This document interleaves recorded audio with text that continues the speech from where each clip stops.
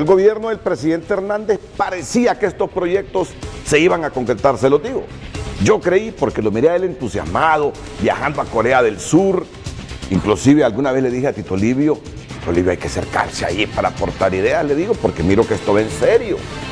Y no es que creo que se haya olvidado. Al final no sé si es que no consiguieron dinero, fue difícil conseguir dinero, francamente no sé. El hecho es que ese sueño se ha disipado. Ese sueño se ha disipado, pero sé que en estos hombres que están presentes aquí no se disipa nada. ¿Cómo está este asunto del ferrocarril interoceánico, Tito, y el megapuerto de Amapala? Muchas gracias, don Renato. Siempre para mí es de mucha satisfacción venir aquí a su programa. En varias ocasiones hemos estado. Es más, cuando entré recordé que hace unos 20 años, en los años 90, usted me invitó al Canal 63. Sí. Hablar de este proyecto. Del mismo tema, Tito, si esto lo hemos debatido. Usted me decía en ese momento que si no consideraba yo que ese proyecto era demasiado elevado o quizá una idea muy fuera de lo posible. Entonces yo me acuerdo que le dije que proyectos más grandes como el Eurotúnel, que en ese momento se acaba de inaugurar, y la Estación Espacial Internacional, esos son mucho más grandes que este proyecto. Estos proyectos existen de una u otra manera en el mundo. Lo que nosotros habíamos hecho en ese momento era identificar cuáles eran los beneficios del proyecto. Como nosotros hemos manifestado en varias ocasiones, que si nosotros hiciéramos este proyecto con el concepto que se inició allá en 1850, no tiene sentido hacerlo. ¿Qué ocurre? Desde 1850 hasta 1950, en 1956 empiezan a aparecer los contenedores, que es un medio de carga, de paso de mercadería. En 1956 aparecen y los tigres asiáticos empiezan a desarrollar en el 60, 70, 80, 90. Significa que si nosotros también con este concepto que hemos planificado para esta parte del proyecto en esta época, lo hubiéramos hecho en 1950, tampoco hubiera dado resultado. ¿Qué es lo que ocurre? Que los que quieren participar y los que quieren analizar el proyecto no han revisado todo eso. Nosotros hemos actualizado el proyecto desde 1850 a 1950 y a la fecha las posibilidades de llevar a cabo el proyecto con éxito.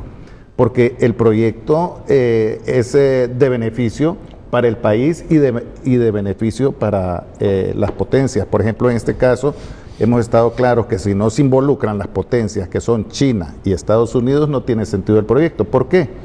Porque China es el mayor productor de mercadería en el mundo y el este de los Estados Unidos es el mayor consumidor. La mayor parte de esa mercadería tiene que pasar por esta zona. ¿Qué ocurre? Pasa por Panamá. Panamá no da abasto. Panamá no cubre ese paso de mercadería ni siquiera en un 10%. ¿Qué significa? Que queda más de un 90% esperando, haciendo fila o esperando allá en los países asiáticos. ¿Qué ocurre? Si nosotros hacemos el ferrocarril, así como lo tenemos planificado, nosotros cubriríamos un 20% aproximadamente. O sea que seríamos un complemento de Panamá. Podríamos cubrir más mercadería que Panamá, pero aún así no damos respuesta a las necesidades del paso de mercadería. Quedaría más de un 70%. Imagínese. Costa Rica está haciendo su diseño actualmente. Mire qué interesante. Está haciendo el diseño ya del ferrocarril interoceánico en Costa Rica, fundamentado en el proyecto nuestro. Parece mentira que en Honduras nosotros tenemos casi 30 años de estar con este proyecto y Costa Rica se fundamenta en el proyecto nuestro para hacer el de él. Y así como nosotros decimos, se puede hacer un proyecto, el de Nicaragua, uno en cada país centroamericano y no vamos a dar abasto nunca de las cantidades de mercadería que tienen que pasar por esta zona. Por eso es que yo le agradezco de nuevo que es importante que los medios de comunicación y los más sonados, así como su programa, le den un espacio a este proyecto para que la parte gubernamental capte bien la idea y capte la forma en que hay que hacer el proyecto, porque otra cosa, nosotros hemos sido muy rígidos en esta parte, que el proyecto se puede llevar a cabo, pero si se plantea con otra idea, otro concepto, los resultados son distintos. El ejemplo que ponemos es ese puerto de la Unión en El Salvador, que es el que le han puesto el ojo a los chinos, y excelente. ¿Qué pasa? Ese puerto fue bien diseñado, está bien construido, como los ingenieros, pero está mal concebido. Y no es el problema, como dicen algunos, que es la poca profundidad de la zona. El problema es que no tiene salida al norte. Nadie va a construir una mega obra para que toda la mercadería llegue solo para ese lugar. Usted no puede hacer, digamos, para aquí un megapuerto solo para Honduras. Llega un momento que un solo barco le cubre todo lo que necesita en todo el año. ¿Para qué va a necesitar otro barco? Entonces, ¿qué es lo que ocurre? El ferrocarril interoceánico en Honduras y el megapuerto es para el paso de mercadería de los tigres asiáticos al este de los Estados Unidos, Europa y viceversa. Entonces, todas esas cuestiones es el concepto que le digo yo. Si nosotros dejamos que alguien haga eso y cambie el concepto, se puede pasear. El caso de la Unión fue que en los años 60, 70, los japoneses iban creciendo económicamente mucho, empezaron a mandar técnicos a estos países para ver qué inversión podían hacer. Ellos hicieron el diseño, lo donaron, después financiaron el puerto, que entiendo que todavía lo está pagando El Salvador, pero no les ha servido de nada. Entonces nosotros lo que hacemos es que estamos encima de este proyecto para que el proyecto en realidad cubra las necesidades del país, que cubra las del inversionista, pero también las del país. Esas imágenes que estamos mostrando, o esa animación que estamos mostrando, es la situación que describía sobre el puerto La Unión Tito. Los megabarcos, primero tienen que pasar por territorio marítimo hondureño, por la profundidad para ese tipo de barcos de gran calado. Luego, tienen que pasar por Isla Conejo, ahí la posición estratégica de Conejo para llegar a la Unión. Pero el interés de los asiáticos es que esa mercadería que llega a la Unión se vaya para la costa este de los Estados Unidos. Claro. ¿Y por dónde la sacaría? ¿Y por dónde la sacan? Ahí está, que fue mal concebido. Sí. Si ellos hubieran diseñado cómo iban a salir para el norte, perfecto. Y fíjese que en el proyecto nuestro, nosotros consideramos eso. O sea que en el proyecto del ferrocarril interoceánico de Honduras, nosotros damos una entrada por la Unión El Salvador, que viene de Arajicaroalán, ferroviaria, una entrada por Corinto, ferroviaria, que viene de Arajicaroalán, y la otra central, que viene de Amapala. O sea que nosotros le damos vida al proyecto de la Unión del Salvador. Ahora sí vamos a ver la animación que le hicieron a ustedes, para que concibamos mejor el ideal que tienen estos tres hombres y otros hondureños. ¿Tiene su propio audio o ustedes lo describen? Hay uno que tiene el audio, no sé cuál es el que va a poner. Bien. Vamos entonces a mirar por enésima vez cómo conciben estos hondureños este gran proyecto. ¿Puede describir, Tito? Sí. Y luego vamos con el presidente del Colegio de Ingenieros, nosotros don Roberto Izaguirre, y después Víctor este tipo de proyectos sí. En la posición geográfica del país. Mire, Singapur fundamentó su desarrollo en la posición geográfica. Uno tiene que saber identificar cuál es el potencial que tiene para poder orientar su desarrollo. Singapur ubicó el tema, y fíjese que paradójicamente fue algo relacionado, así como ocurre aquí en Honduras, que Singapur fue un paso de droga más de 200 años. El paso de droga de Singapur venía de China continental a la India y viceversa. Entonces, el mismo Lee Kuan Yew dijo, pucha, son más inteligentes los narcos que los empresarios, que ellos sí sabían utilizar eso y los empresarios no pudieron desarrollar una idea. La idea parte de tener un buen puerto en Amapala, ¿verdad? Sí, no, la idea parte de la posición geográfica nuestra, así como decía ahí al principio, somos el centro de Centroamérica, centro de América, centro del mundo.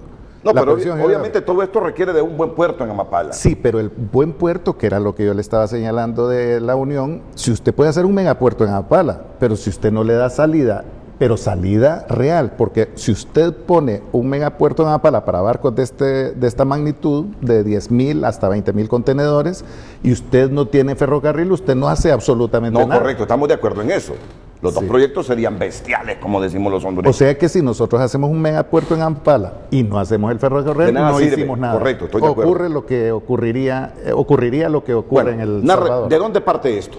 Esto se supone que es la parte en Amapala. Es una extensión de más o menos 3,000 metros sobre extensión en el mar. ¿Por qué esa extensión en el mar? Esa extensión busca también la zona profunda. En esa zona que se instala esto, que es el puerto, el acopio de descarga, tiene que bajar los contenedores y después trasladarlos por el ferrocarril hasta Jícaro Galán, que es el acopio central, porque es un acopio más grande. Entonces, la idea es trasladar lo más rápido posible ese contenedor. Nosotros le vamos a demostrar con la otra parte que necesitamos hacer del proyecto, la fase 2 y 3 que decimos, que un televisor, un vehículo, un refrigerador, nosotros lo ponemos en Miami, en Nueva York, en el menor tiempo y lógicamente mucho más económico. Ese es el objetivo del proyecto. Es decir, nosotros le vamos a bajar los costos de la mercadería de los países asiáticos en el este de los Estados Unidos. ¿Este puente está concebido en el proyecto? Sí. Este es el puente... Entre la isla del Tigre y Coyolito. Sí. Esta es la parte ferroviaria. Hay dos puentes. Este es el ferroviario, que son 10 líneas. ¿Por qué planteamos 10 líneas? Porque pueden ser más, pueden ser menos. Hay gente que discute esto, dice que la tecnología ha avanzado mucho, pero yo lo que digo es, si yo voy a pasar 10,000 contenedores, ahora más bien 20,000 contenedores en 48 horas al norte, creo yo que no lo puedo pasar en 2 líneas. Ya se puede imaginar también en carretera, sería imposible prácticamente. Entonces, este es el puente ferroviario, luego aparece el puente vehicular, que también tiene que formarse, que construirse, eso está también dentro de este diseño, que es la fase 1 del ferrocarril interoceánico.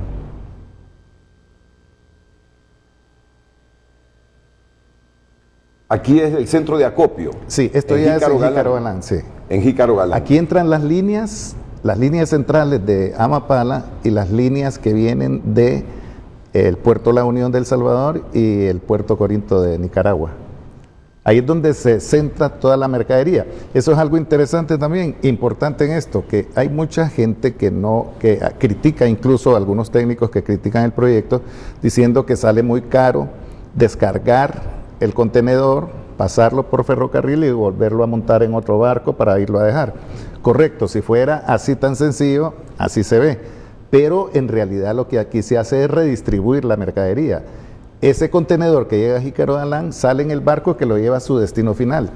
En Panamá, el barco pasa, porque es un canal húmedo, pero ese barco, como lleva, digamos, 5,000, ahora entiendo yo que pueden bajar hasta 10,000. Nunca 10,000 contenedores o 5,000 contenedores van a un solo puerto. Se distribuyen 200 para un lugar, 300 para otro, 500 cuando más para otro puerto o para otra ciudad. Entonces ellos tienen que ir a redistribuir esa mercadería en los países del Caribe. ¿Qué significa? Pagan por pasar por el canal y pagan por redistribuir la mercadería en otro país. Nosotros redistribuimos aquí en Honduras, que ese sería el centro de acopio en Jícaro Galán.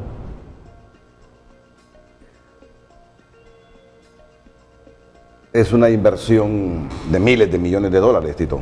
Sí, usted decía algo en relación a la pobreza, no tiene que ver nada. Por ejemplo, el caso de Singapur que le ponía, Singapur era más pobre que Honduras cuando empezó el desarrollo. Cuando usted plantea, el problema es, y eso es lo que no han entendido nuestros políticos, que si viene alguien y plantea una idea, de afuera vienen los inversionistas, si la ven adecuada, hacen la inversión.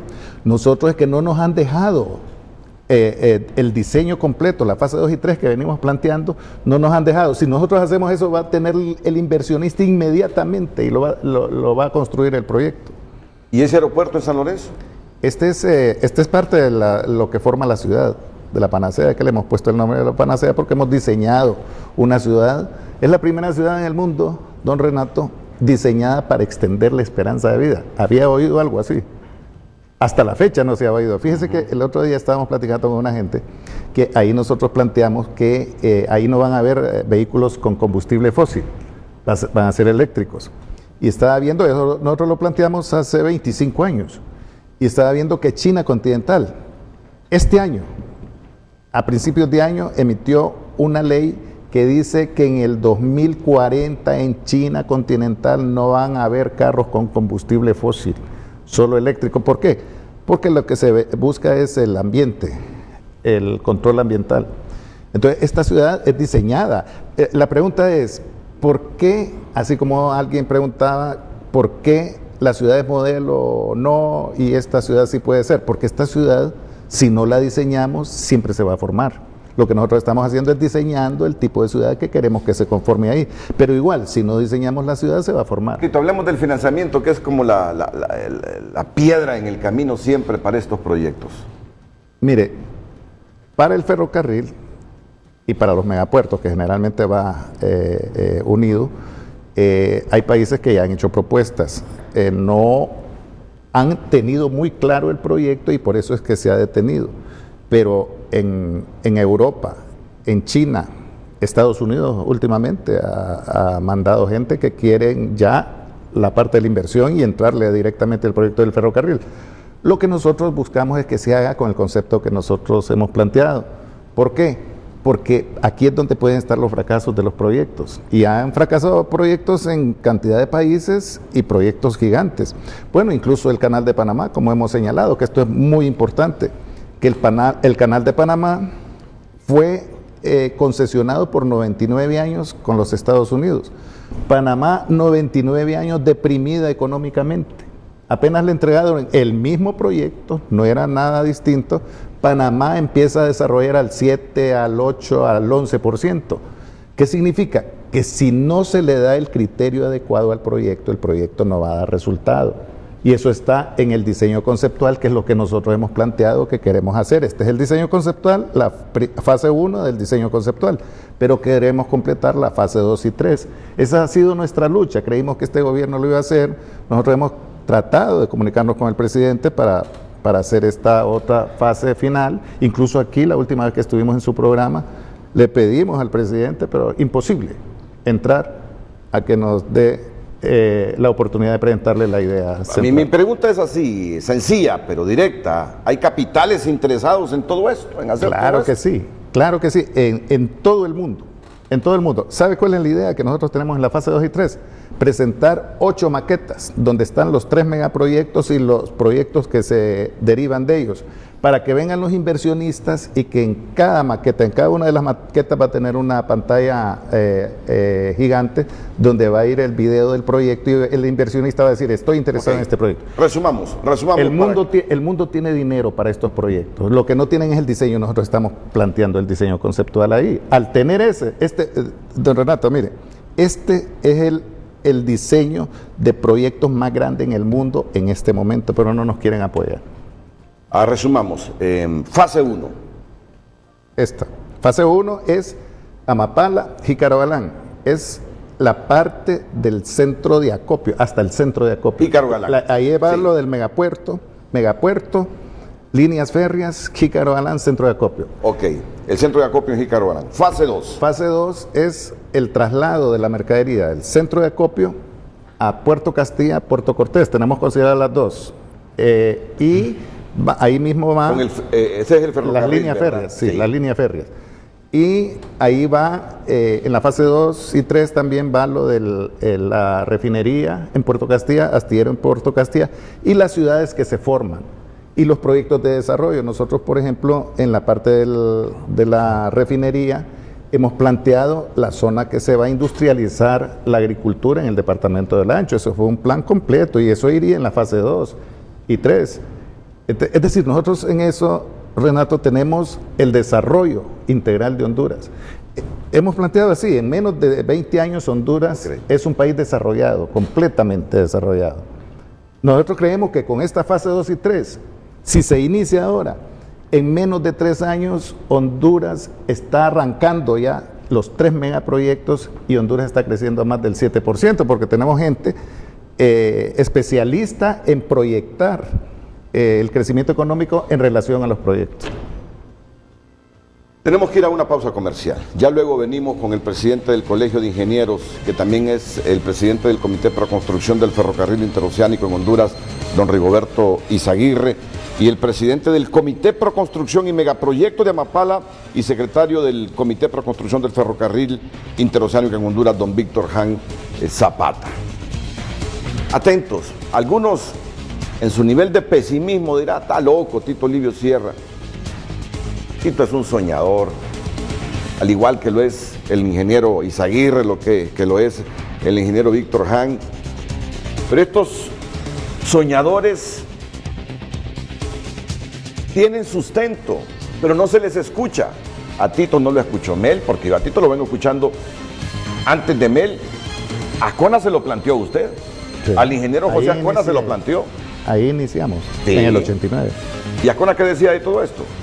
Pues fíjese que el ingeniero Ascona, en aquel momento él estaba centrado en el puente, ¿recuerda? Sí, que uniera a Coyolito con la isla del Tigre. Fíjese que nosotros a propósito señalamos eso porque el gobierno del licenciado Callejas, cuando él tomó posesión, cambiaron el puente por la pavimentación de la carretera. Y nosotros estuvimos en contra. A estas alturas yo analizo y digo yo, mejor, si se hubiera hecho el puente, hubiera estado peor. Si hubieran comido la isla de Amapala. Y la isla de Amapala es fundamental para este proyecto. Miren, les vamos a hablar de este contrato del puente de Amapala entre el gobierno y las Talvi. Es que hemos avanzado tanto que uno dice, ¿y todos estos sueños qué pasó? ¿Por qué se han quedado rezagados? Ese es en el 89. En el 89 es esto, ¿verdad? Sí. Por eso está aquí Víctor Han y Rigoberto Izaguirre también, para reactivar estos sueños, para creer que con más organización, compromiso, involucramiento de todos, Honduras es capaz o puede hacer estos grandes proyectos que nos saquen de la pobreza. Después de la pausa.